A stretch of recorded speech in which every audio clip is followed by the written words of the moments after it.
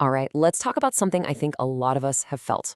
You're on a roll with your spiritual practice, maybe meditation, everything's clicking, and then bam, nothing.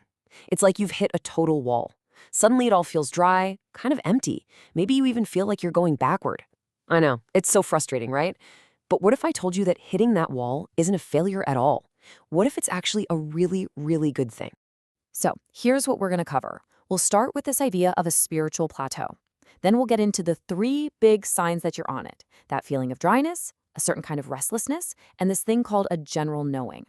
And stick around, because at the end, we're going to look at an amazing analogy that helps you see this darkness in a totally new light. Okay, first up, the spiritual plateau. This is all about when your practice just goes dry. So, does this ring a bell? You sit down to meditate, and your mind is just everywhere.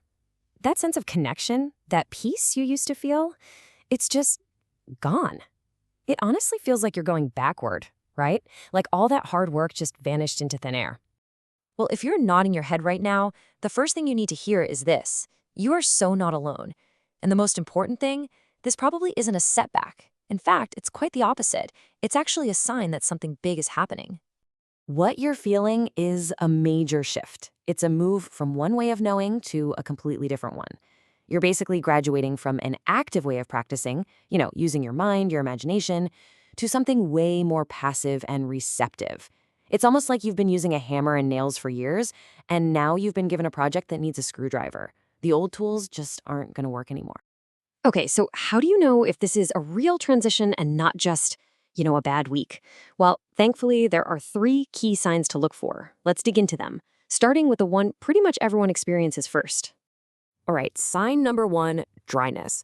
This is that really frustrating inability to meditate like you used to. And this slide really breaks it down. The old way, what we might call discursive meditation, is all about being active. You're thinking, you're using your imagination, you're trying to grasp ideas. But the new way, contemplation, is the total opposite. It's passive. You're just aware. You're simply present. You're not trying to think about something. You're learning to just rest in a general sense of knowing. It's a huge shift from doing to being. So what's behind this dryness? Well, there are two big reasons. First, you've pretty much gotten everything you can from that old way of doing things. You've wrung that towel dry, so to speak. But second, and this is the really cool part, your soul is getting ready for something new. It's starting to receive a different kind of knowledge, one that's way more direct and doesn't require all that mental gymnastics. I love this quote because it just captures the frustration so perfectly. Imagine you've already peeled an orange. You're holding the fruit, but you keep trying to peel it again. It makes no sense, right? The work's been done. That's exactly what it's like when you try to force your old meditation style. You've already moved past that step, and now you're just left with the good stuff, but your mind keeps looking for the peel. Okay, on to the second sign. And this one flows right from the first. It's a kind of restlessness where you notice that worldly things just don't satisfy you anymore. So here's what's weird. Your mind wanders during that dry meditation, right? But now, even the daydreams are boring. Thinking about your to-do list or that show you're binging, it all feels a bit empty. It doesn't give you that little hit of satisfaction anymore. In fact, it might even feel kind of annoying, like it's interrupting a quiet that you didn't even know was there. And that brings us to the third sign. Now, this one's a little more subtle, but it's probably the most important of all. It's the positive thing that's actually growing underneath all that dryness and restlessness, a totally new kind of awareness. It's sometimes called a general loving knowledge. And let's be clear what that is and isn't. It is not a big aha moment. It's not some crazy vision or an overwhelming feeling. No, it's quiet. It's a peaceful, loving awareness that isn't really tied to anything specific. And because it's so subtle, it's super easy to miss, especially when you're still looking for the old fireworks. So think of it this way. We have two basic modes of knowing.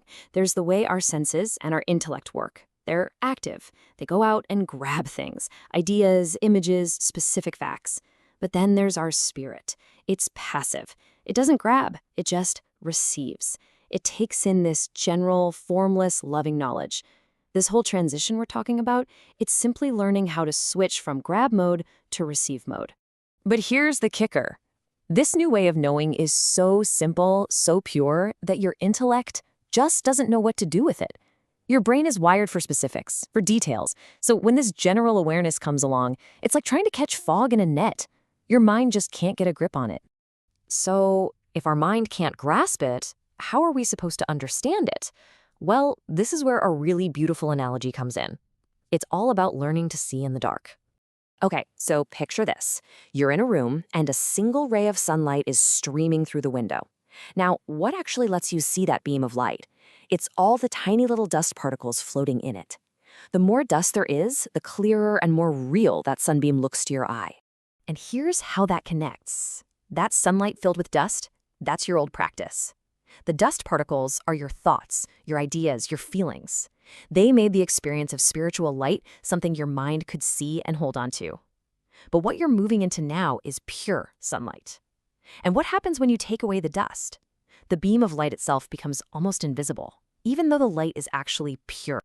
This is the whole key right here. This new spiritual light you're experiencing is like that pure sunbeam. It is literally too clean for your mind to see, because your mind is used to looking for the dust. It feels like emptiness, like nothing is happening, but what's really going on is you're experiencing the light directly, without all the extra bits. And this just puts a fine point on the paradox. It's mind-bending, but it's true. The purer and more perfect this knowing becomes, the darker it actually seems to your thinking mind. Your intellect just perceives less and less. So please, please remember this. The next time you sit down and feel like you're wasting time or doing it wrong, know what that feeling is. That's just your mind frantically searching for the dust. But you're not going backward. You are actually learning a brand new skill, how to see the light without needing the dust. So if you take one thing away from all this, let it be this. That darkness, that feeling of dryness and emptiness, it is not a sign that you've failed. It is the clearest possible sign that you are changing in a deep, profound way. You're not stuck. You've just graduated. So I want to leave you with a question to carry with you. The next time you're sitting in that quiet and you feel like nothing is happening, just ask yourself, what if this nothing isn't nothing at all? What if feeling nothing is actually the very beginning of knowing everything?